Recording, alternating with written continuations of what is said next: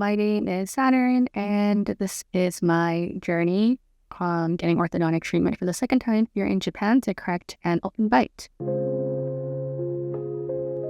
So my apologies, but this video is not chronological because I actually filmed this in November last year. So how long has that been? I filmed this video 8 months ago, and then I just got super busy with life and also just very lazy because I'm not really great at editing videos, or I just like to put it off.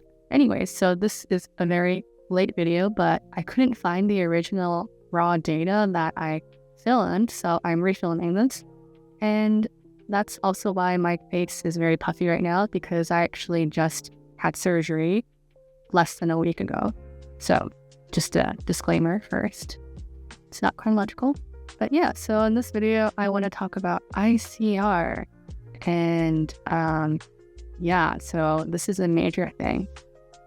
Basically, if we're talking about the timeline chronologically, I was recommended a couple options, which I listed in my first video. And then based on those options, I decided to choose the conservative orthodontic treatment method. They call it non-surgical, and I guess it is not non-surgical, but I mean, there's still like some small surgeries, like if you think about like operations similar to getting your wisdom teeth removed, like that. So it's not totally non-surgical. I just want to add that as well as a disclaimer. But so that's what I went with, and then I started with the spacers, right? And then I had the lower lingual bar and upper lingual bar attached. Can you see that? Yeah, that stuff, right? And then, while I was doing a deep dive on TikTok, I came across this video. And also, sorry if I'm looking down. It's because I have my notes on my laptop since it's been 8 months since I filmed the original video, and not everything is fresh in my mind. But anyway, so I did a deep dive on TikTok, and I came across this girl who had everything the same as me, basically. Like, she had multiple orthodontic treatments. And it turned out that she had a condition or illness, disease, whatever you want to phrase it as. But yeah, she had this condition called ICR, which stands for Idiopathic Condylar Resorption. And that basically means that your jaw joint is being absorbed or disintegrated. And as a result, your lower jaw can no longer hold up. And that's what's causing the lower jaw to recess. And so upon seeing this, like, everything just clicked to me, and I started freaking out. And this girl also shared a Facebook group link with more information on ICR, and it's also just a group made for those also with the same condition and what kind of treatment they're getting. So I joined that Facebook group, and I was at this point 90% convinced that I had it. And also, by the way, they say that if you have ICR, you're basically doomed to have this treated via orthodontic treatment, because orthodontic treatment, they can only fix your teeth and your bite, but you can't fix the root problem, which is the jaw joint, right? So the only way to correct this is to get total joint replacement surgery on your TMJ, your jaw joints.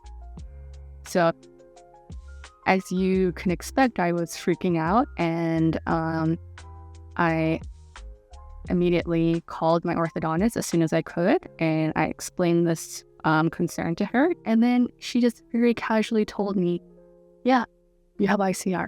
And I was like, hello? Why did you not tell me that? And to be fair, they did tell me that my jaw joint was being absorbed. They did tell me that sentence. But I don't know if they just thought I was stupid and they just like didn't bother with medical terms. But I still feel like I had a right to know that I have this condition. Or I don't know, maybe it's because it's not as, it is not as common. Okay, it's not that it's not as common. It's actually very common in the world, because there's like over 1,000 people in this Facebook group. But I will say that it was only recently discovered. But that doesn't mean that it's not common. So a lot of people who went to orthodontic treatment actually had or have this. And it's just that orthodontists aren't familiar with ICR. because they only deal with your teeth, right, and not your jaw joints. So I was annoyed at that, and she was just like, yeah, you have ICR, and of course I told her all my concerns, because based on the Facebook group and all my research, orthodontic treatment cannot fix the open bite, right? So she told me if I was concerned, that I could book an appointment with the oral surgeon in the hospital, since orthodontists don't have expertise in this field, right? So that's what I did. I had to call and reserve an appointment. So in the meantime, I actually searched for all my photos since 2012. Sorry, I got a work message, but where was I? So I searched for all my old photos from 2012, so like over 10 years ago. I unfortunately only could find one photo of myself pre-orthodontic treatment. So before my first round of orthodontic treatment, I don't have any photos of myself really smiling, because I never liked to smile back when I had super terribly crooked teeth. But I did get that photo when I visited back my home country a couple years ago. I went back to my orthodontist and I got that initial photo. So I included that, and basically just had like this whole book with my bite and like my smile, and you could see how it was pre-treatment, and then during treatment, post-treatment, and then how it's gradually shifted back to my open bite. So I already had an open bite to start with, but orthodontic treatment corrected that, and then it slowly shifted back to my open bite right now. Yeah, I gave him that as well once I was finally able to talk to the oral surgeon. And he told me that, by the way, this was a very depressing appointment, because he basically told me that he couldn't say anything for certain, and I couldn't even be mad because I knew that that was the case indeed, right? He said that there was a good chance that the conservative orthodontic treatment would work. So when I say conservative orthodontic treatment, I mean the treatment that I'm undergoing right now. Yeah. But he also said that since I already had orthodontic treatment before, there is a high chance that I will, in fact, relapse. And also TJR, so total joint replacement, I'm just going to refer to it as TJR from now on.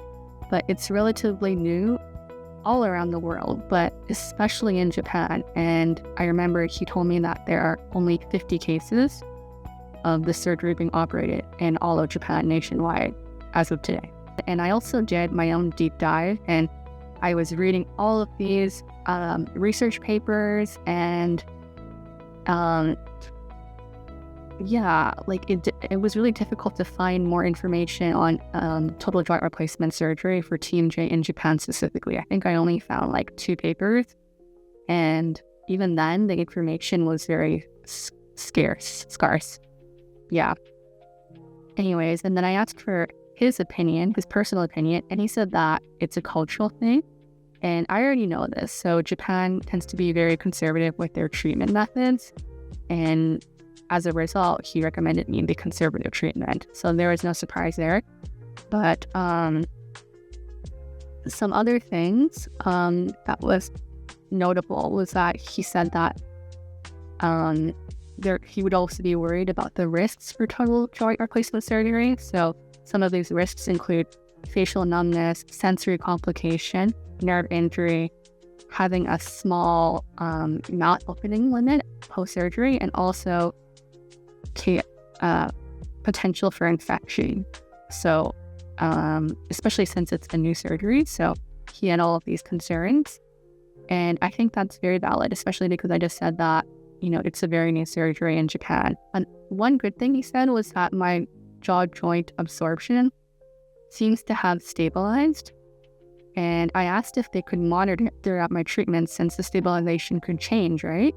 And they did say that this was indeed possible, but because I have all this metal in my mouth, they can't do an MRI. An MRI is the only way, or the most accurate way, to identify the absorption of the jaw joint.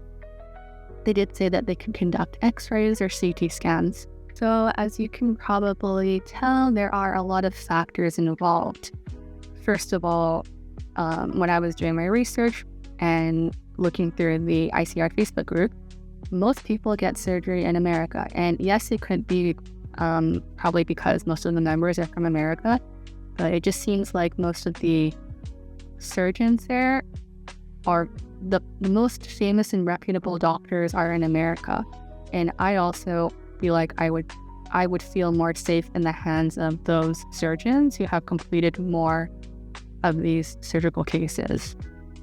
So there's that. But of course, in America, it's extremely expensive and it costs around like $100K for that surgery in America. So I don't have $100K spare on hand, right? On the flip side, if I do get it done in Japan, I would be covered partially by insurance, and the total cost, according to the oral surgeon, would be about $30K, which sounds a lot better in comparison. But then there is the question, do I want to risk having it here in Japan with less experienced doctors? And then of course there is a language barrier. Like, yes, I can communicate in Japanese, but you know, when you're getting surgery done and you're loopy and stuff, it's nice to have a peace of mind to be able to communicate in your native language. So there's also that.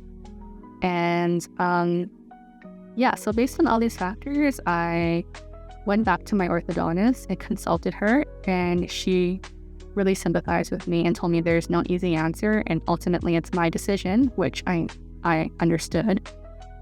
But for her personally, she advised that considering all factors like money as well, the state of my TMJ joints, etc., she said to just put aside the thought of total joint replacement surgery for now, proceed with the conservative orthodontic treatment, try to close my bite, and if my ICR gets worse during treatment, they can stop it.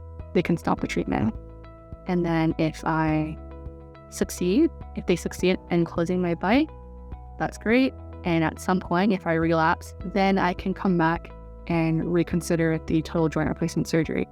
And hopefully by then, there will be more research and more experience and expertise around the surgery. I think that sums up everything. Sorry if I missed anything. If you have any questions, feel free to ask.